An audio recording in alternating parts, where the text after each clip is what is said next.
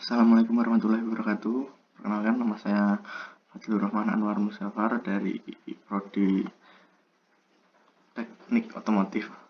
Di sini saya akan menjelaskan cara kerja sistem pengapian konvensional.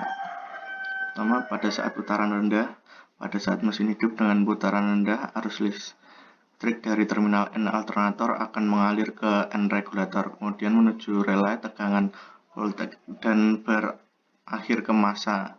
Adanya aliran arus listrik ini pada kumparan relay tegangan timbul medan magnet yang mengakibatkan terminal PO tertarik dan menempel dengan terminal P2, dan pada saat yang hampir bersamaan lampu indikator pengisian menjadi padam karena jalur ke massa terputus.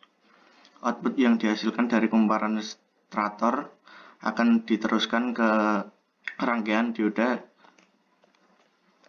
Di dalam rangkaian dioda inilah arus bolak-balik akan diarahkan menjadi arus searah.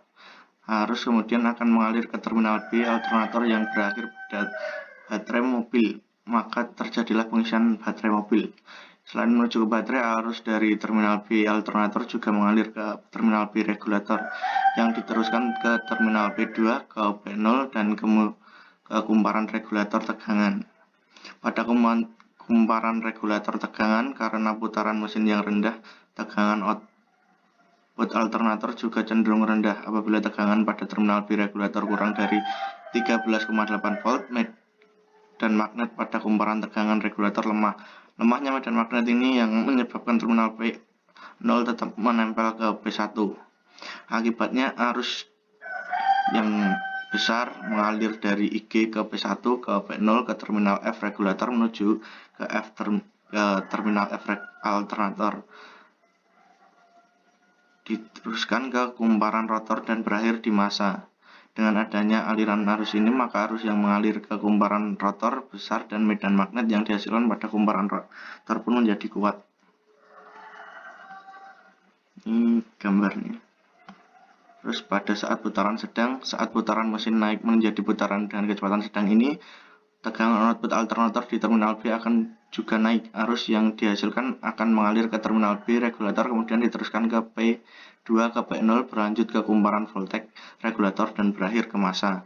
Apa yang terjadi akibat dari aliran arus ini? Medan magnet pada kumparan voltage regulator menjadi semakin kuat dan mampu menarik terminal P0 sehingga terlepas dari terminal P1. Dengan keterlepasannya terminal P0 dan P1 ini, arus dari terminal B alternator mengalir ke IG, ke resistor, kemudian ke terminal F regulator, ke terminal F alternator, berlanjut ke rotor coil dan berakhir di massa.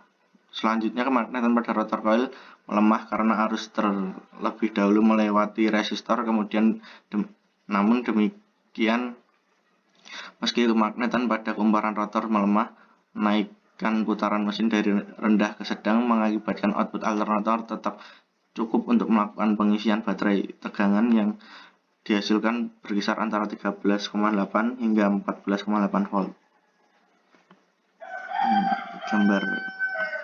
Dan pada saat putaran tinggi, pada saat putaran mesin tinggi, tegangan output pada terminal B alternator akan cenderung tinggi juga. Apabila tegangan yang dihasilkan tersebut melebihi nilai 14,8 volt, kemagnetan pada kumparan voltage regulator semakin kuat sehingga kontak P0 tertarik dan menempel ke terminal P2. Akibat yang terjadi adalah arus yang berasal dari IG mengalir ke R, kemudian ke terminal P0, ke P2, dan berakhir ke massa. Hal ini menyebabkan medan magnet pada rotor coil drop. Output dari terminal B alternator akan menurun apabila dengan output kurang dari yang disyaratkan, yakni 13,8 hingga 14,8 volt, maka prosesnya berulang ke proses di atas secara berkelanjutan, dan P0 lepas dan menempel ke P2 secara periodik sehingga output alternator menjadi stabil. Ini gambarnya dan ini animasinya. Dan sekian, terima kasih. Wassalamualaikum warahmatullahi wabarakatuh.